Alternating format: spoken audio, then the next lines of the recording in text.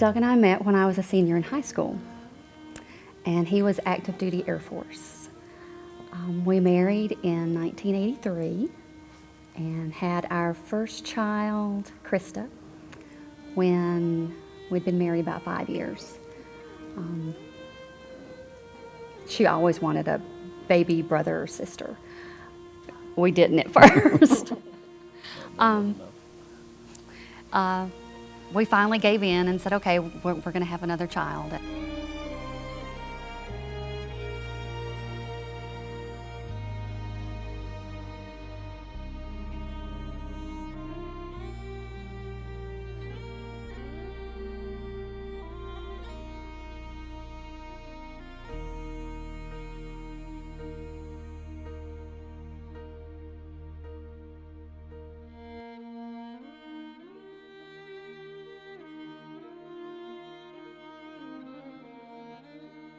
When they laid that diagnosis on us, we were shocked. It just turned our world upside down. We had no idea, no clue. We were completely blindsided. They told us that Justin would never walk, didn't really know what he would be able to do, but he would never be able to walk. Didn't know what kind of functions that he would have. But we just didn't understand how a child can be 16 months old and you can tell me what he's going to do later, because we just didn't want to accept it. The first time we ever heard the word cerebral palsy was at that visit. We never even had any diagnosis or anybody say he might have something. And so there's so many things that do go through your mind. So you think, well, you'll be able to walk, will you be normal, or go to school, or play sports, but I guess never really mattered. We just raise him the best we can, and so hopefully we've done a good job.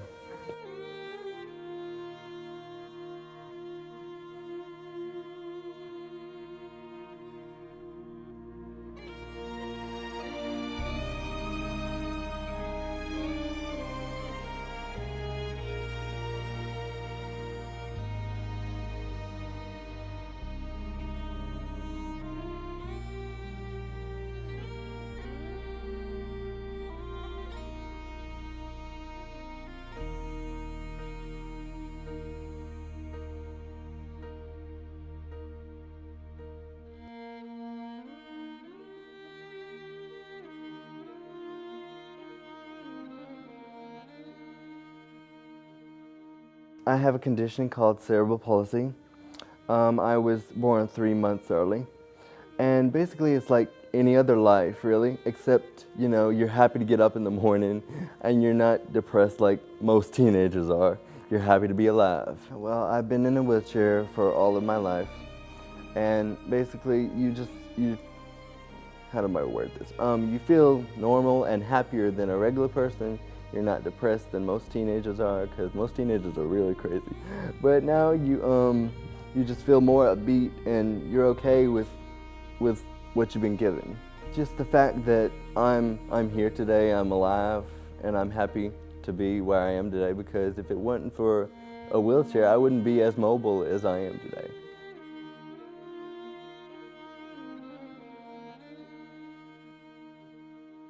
The very first horse he rode was Jill.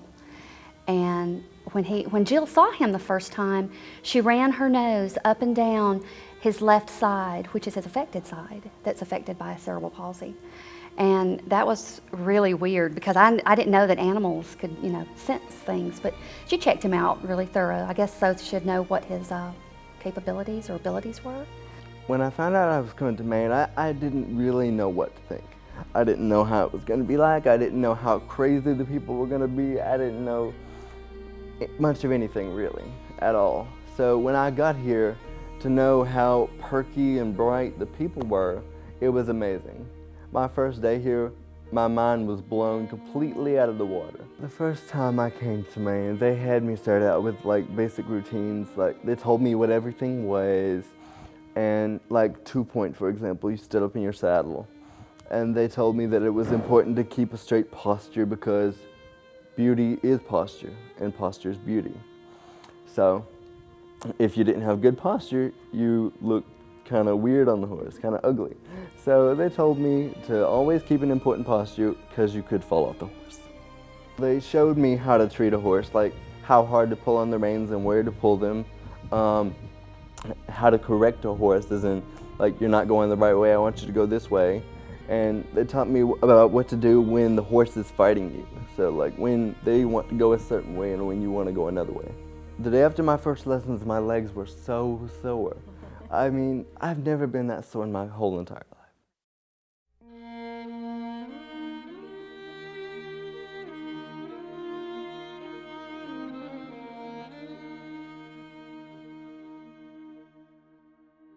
The horse I ride, his name is Dallas. He can be a little mad at me sometimes because he knows how I can be. He feels my movements, knows how I'm feeling. So if I'm mad, he's mad. If I'm frustrated, he's frustrated. We are communicating in a way, you know, I've been here for 7 years and he's been here longer than that. But we came to communicate in a way that, like brother and sister, really, siblings. Maine has enhanced my body by, I realized that I can do a lot more things that I used to couldn't do. Like, I can stand up straighter than I used to, and my knees don't bend as much as they used to because I used to, you know, get a bend. And I can do a lot more because, well, my muscles are much looser now that I'm gone to Maine because the exercise they give you, they're really tough to do, but you realize that the results are positive, they're not trying to hurt you, so just suck it up and do it.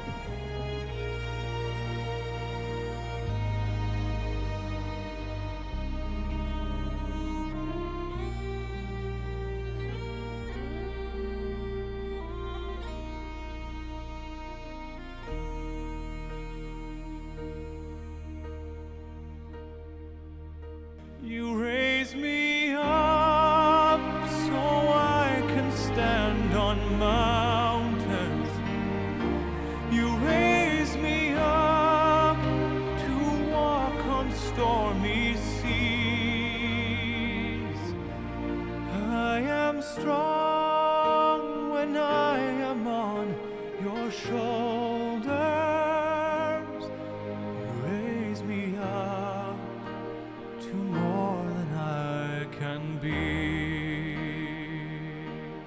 My favorite part of coming to Maine would be the people and to see the animals. I love the people, just the upbeat attitude, the playful attitudes of the staff members. They're just so caring and they want to see you do well.